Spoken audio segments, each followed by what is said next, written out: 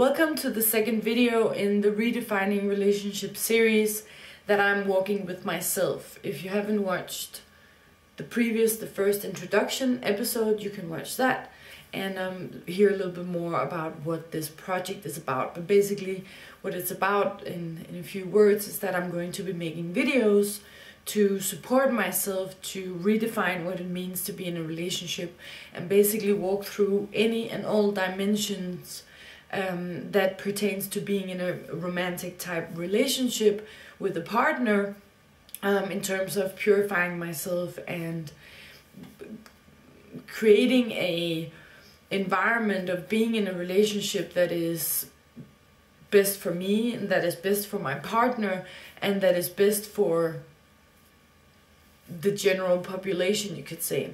But more about that in videos to come, what I mean about that.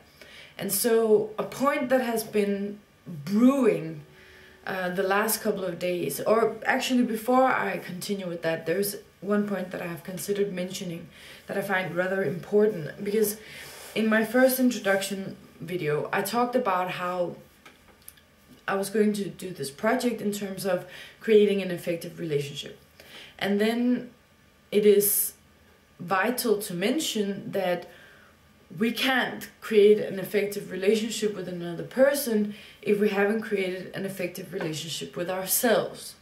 So obviously, in that context, the most important relationship we can create is with ourselves. And I have, for one, which is a part of my relationship personality, I have never actually developed a relationship with myself. So while I'm walking this point of also becoming an effective partner, I'm also walking the point of creating a relationship within myself, because that is obviously the foundation that I'm going to be able to walk on to create an effective relationship with a partner. So it's a little bit like taking that expression of giving as you would like to receive and flipping it around in saying that we will treat others as we're treating ourselves. Treat others as you would want to be treated, but we're actually already treating others as we're treating ourselves, which often results in, if we're being very hard on ourselves, we might also be very hard on other people. And so therefore, as a simultaneous juxtaposed process, I'm going to also walk my relationship with myself. And at the same time, what is also really cool about a relationship with a partner is that the problems and the conflicts that can emerge actually reflect back to one's relationship with oneself.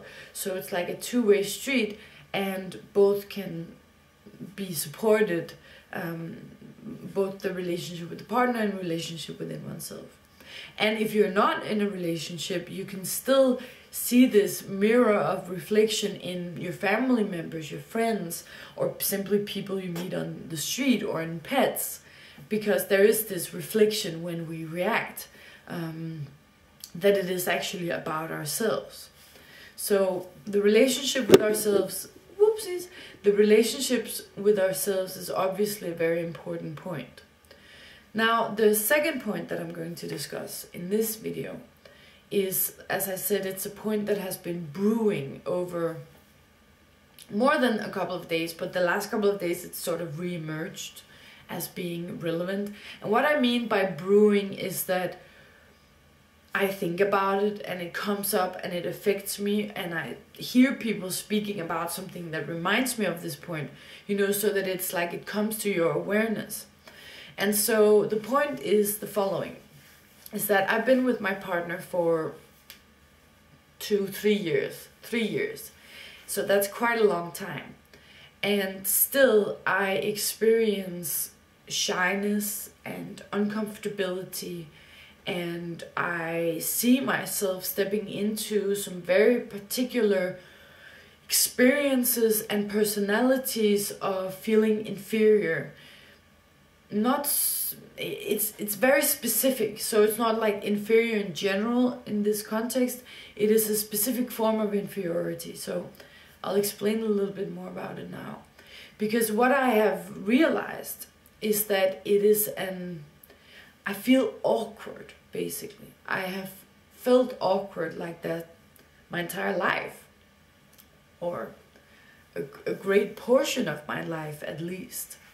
And when I look back at my pre-teen years, that is where it was cemented.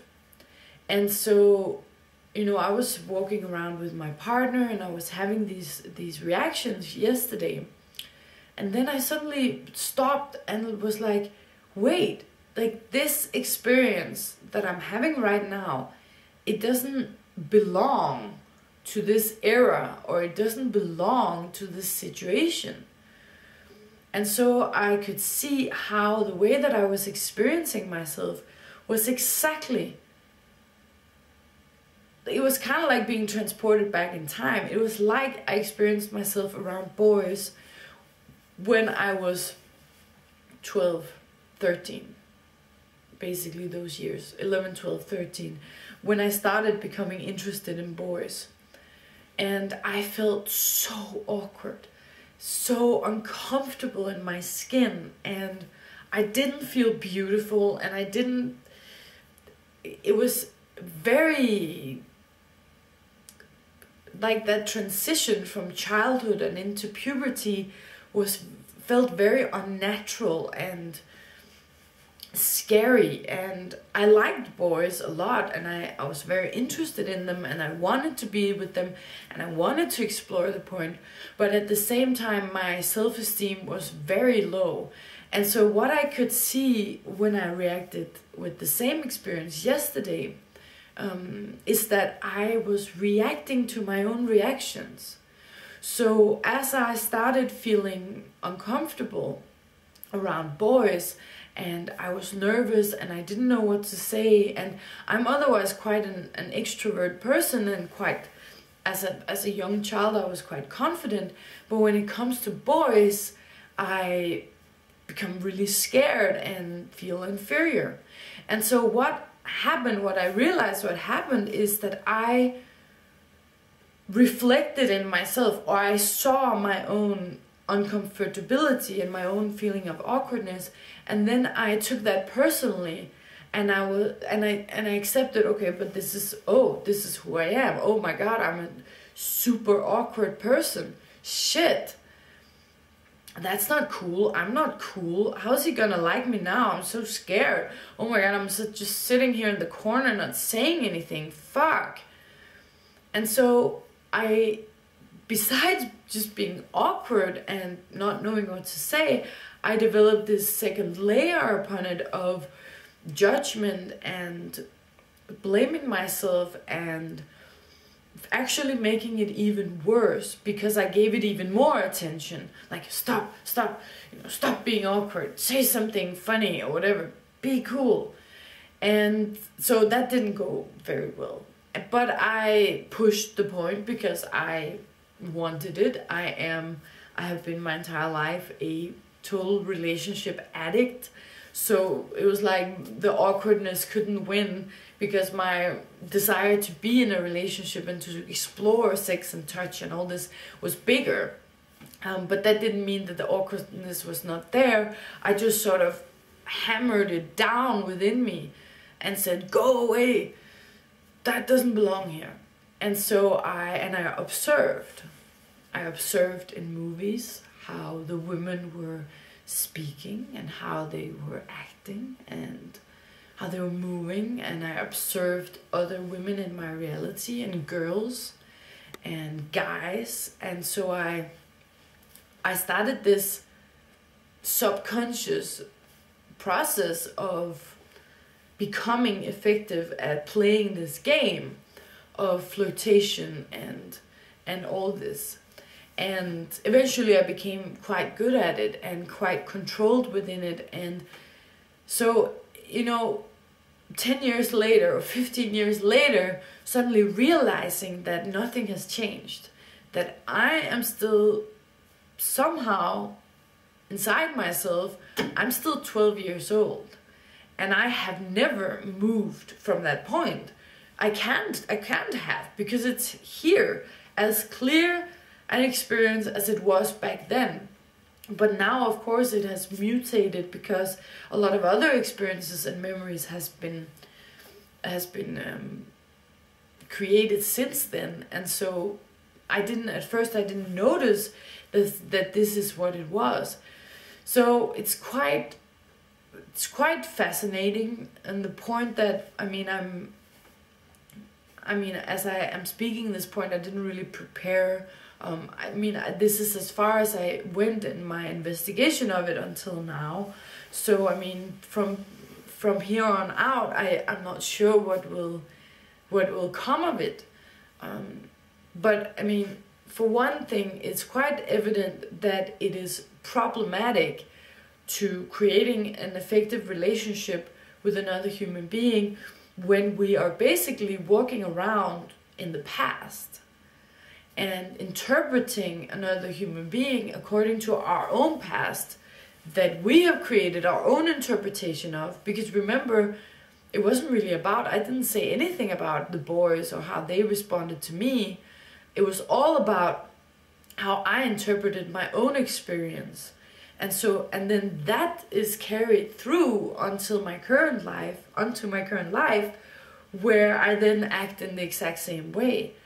And so that's of course not a cool way to establish an effective relationship. And then imagine how the other person, the other partner, would then have their own little world going on, and then they come together, let's have a relationship, and it's like, why are you always doing this? Of course it will create immense conflicts and misunderstandings. So this point obviously has to go. That's obviously a very specific point, and it's really uncomfortable walking around being so awkward all the time. It's not who I am, and it becomes who I am because I get so, I become so possessed with it. Oh my God, this is so uncomfortable, and does he like me, and really we've been together for quite a while, and there's not really anything in my external reality that is suggesting anything. Like I don't have any reason to have this experience. It's just detrimental. It has absolutely no practical value. So I will be writing about this to let it go, as I will be speaking about it to let it go. And so that's, a cool point of having a practical solution is to write it out, get it out of my system. Because specifically with this point, I've been suppressing it. And I eventually became quite good at flirting and seducing men. And so I was like, I don't want to let that go. I don't want to go back to this awkward person, let her stay in the past. But the fact of the matter is that she's still here. I'm still here. I just sort of abandoned myself back then and pushed myself away. And instead of, for example, stopping up and breathing and investigating, why did I feel so awkward? Where did this awkwardness come from? Could I have done anything? Can I do anything now? How did I create that experience to begin with? And then, of course, making the decision to let it go. Making the decision to, in those moments where I normally would have gone into that awkwardness, to breathe, put my feet on the ground, and remain here.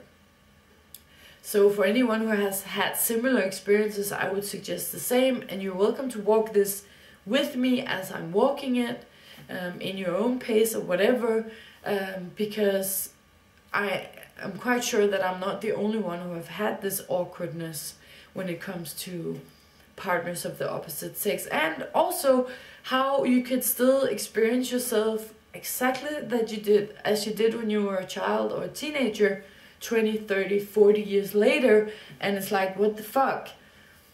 Why do I still have this experience? So let's walk through it and stop this experience of uncomfortability and awkwardness that is so not necessary in a relationship.